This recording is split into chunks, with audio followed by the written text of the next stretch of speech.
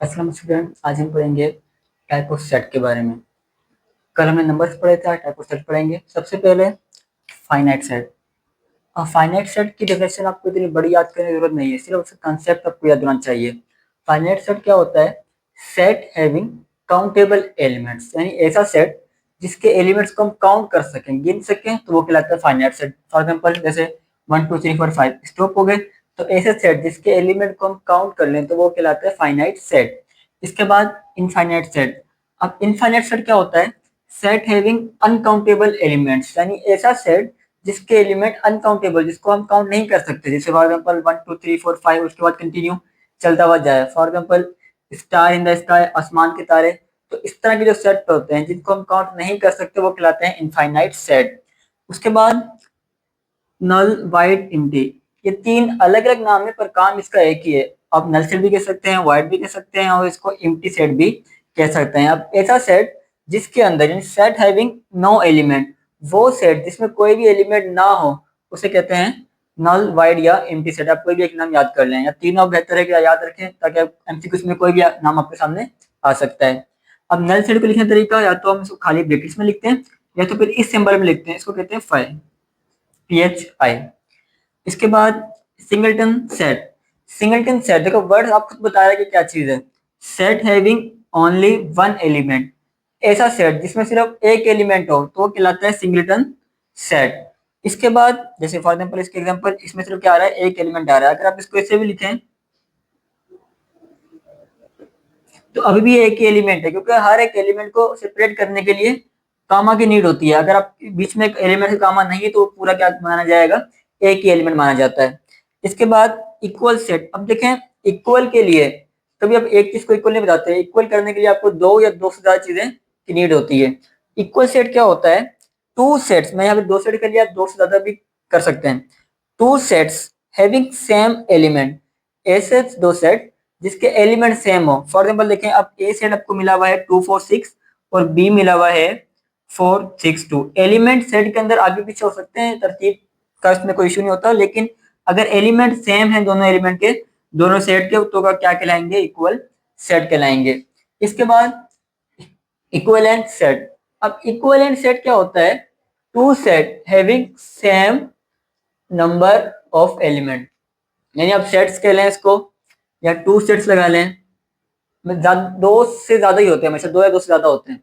तो sets having same number of element, ऐसा set जिसके नंबर ऑफ एलिमेंट, यहाँ पर नंबर यानी उसकी तादाद की बात कर रहा है वो,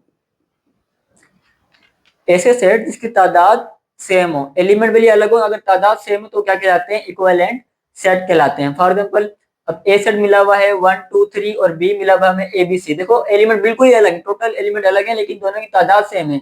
यहाँ पर भी तीन एलिमेंट है और यहाँ पर भी तीन एलिमेंट है। तो इस तरह के सेट अगर होते हैं तो हम क्या कहते हैं, उन्हें इक्विवेलेंट सेट। अब इसकी सिंबल ए, इक्विवेलेंट की सिंबल इस तरह होती है, उसके बाद सेट बी। इसके बाद आता है सबसेट। अब सबसेट की डेफिनेशन आपको, जैसे आपको पहले बताया कि डेफिनेशन बड़ी या प्रॉपर आपको याद करने की नीड नहीं है, आपको जस्ट कॉन्सेप्ट इसका याद होना चाहिए, क्योंकि मैथ के अंदर मोस्टली कॉन्सेप्ट आपको समझ में आना चाहिए। डेफिनेशंस को रटना कोई बड़ी बात नहीं होती। सबसेट, अब बेसिक वर्ड्स में लिखा है, if set A all element also in set B, मतलब कि अगर सेट ए के ऑल, सारे एलिमेंट किसके अंदर हो, सेट बी के अंदर हो, then set A is subset of B, तो ए बी का क्या कहलाएगा, सबसेट कहलाएगा। यानी अगर एक सेट के एलिमेंट दूसरे सेट के अंदर है, मतलब एक सेट के सारे एलिमेंट दूसरे के अंदर हैं, तो वो ए सेट क्या कहलाएगा, बी का सबसेट कहलाएगा। फॉर एग्जाम्पल, अब देखें ए मिला हुआ है 1 2 3, और बी मिला हुआ है 1 2 3 4 5। अब इसके जितने भी एलिमेंट हैं वो सारे इसके अंदर हैं, तो इस तरह की अगर कंडीशन आपके पास आती है तो क्या कहलाते हैं, उन्हें सबसेट कहते हैं। और अगर ए सबसेट है बी का, तो बी ए का क्या कहलाता है, इसको हम कहते हैं सुपर सेट।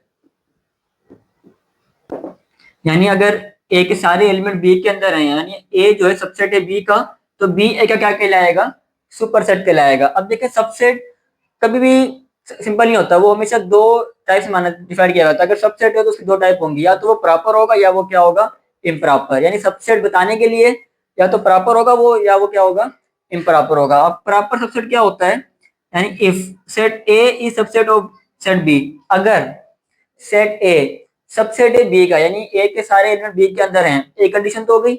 दूसरी कंडीशन, ए और बी आपस में बराबर भी ना हो, यानी अगर एक सेट के एलिमेंट दूसरे सेट में बी सेट में है और ए और बी आपस में बराबर भी नहीं है, तो इस कंडीशन के अंदर हम कहेंगे कि ए प्रॉपर सबसेट है बी का। अब देखें, ए मिला है 1 2 3 एंड बी मिला है 1 2 3 4, तो इसके जितने भी एलिमेंट हैं इसके अंदर हैं, और देखिए आपस में दोनों बराबर भी नहीं है, उसमें 4 एलिमेंट आ रहे हैं, इसमें 3 आ रहे हैं, तो इस तरह की कंडीशन क्या कहलाता है, प्रॉपर सबसेट कहलाता है। अब आप सोचेंगे यहाँ पर भी वही एग्जांपल, इधर भी सेम एग्जांपल, मैं अभी बताया कि सबसेट होगा तो वो हमेशा दो कंडीशन बनाता है, तो प्रॉपर होगा या वो इम्प्रॉपर होगा, ठीक है। किसी भी सेट का बताने के लिए सबसेट है या नहीं है, तो वो प्रॉपर या आप इम्प्रॉपर करके बताते हैं। इसके बाद इम्प्रॉपर सबसेट, अब ये क्या होता है कि पहली शर्त दोनों में सेम आती है, इसके अंदर भी इसमें भी, कि if set A subset of B, अगर सेट ए सबसेट है बी का, उसके बाद ए और बी आपस में क्या हो, बराबर भी हो, यानी अगर एक सेट के एलिमेंट बी सेट के अंदर हैं और वो दोनों आपस में बराबर भी हैं, तो इस कंडीशन में हम कहेंगे ए इम्प्रॉपर सबसेट है बी का। आप देखें, जैसे यहाँ पर भी 1 2 3 है, सारे के सारे एलिमेंट जो उसके अंदर भी हैं वहां पर 1 2 3 है। अगर एक सेट के सारे एलिमेंट बी सेट के अंदर है और दोनों आपस में बराबर भी हों, तो फिर इस कंडीशन के अंदर हम कहेंगे कि ए इम्प्रॉपर सबसेट है बी का। और यहाँ पर एक और लॉजिक भी होता है कि अगर ए इम्प्रॉपर सबसेट हो सकता है बी का, तो बी भी ए का इम्प्रॉपर सबसेट हो सकता है, क्योंकि दोनों के एलिमेंट मैंने आपको बताया बराबर होंगे। अगर एक सेट के एलिमेंट दूसरे सेट में है और दोनों आपस में बराबर भी हैं, बराबर हो गए, तो मतलब अगर ए बी का हो रहा है तो बी भी ए का इम्प्रॉपर सबसेट कहलाएगा। लेकिन प्रॉपर में ऐसा नहीं होता, अगर ए प्रॉपर सबसेट बी का, तो बी ए का प्रॉपर सबसेट इस कंडीशन के अंदर नहीं होगा। बस आप ये याद रखना, ठीक है, कि अगर ए प्रॉपर सबसेट बी का, तो बी ए का प्रॉपर सबसेट नहीं होगा। लेकिन अगर ए इम्प्रॉपर सबसेट बी का, तो बी भी ए का इम्प्रॉपर सबसेट कहलाएगा।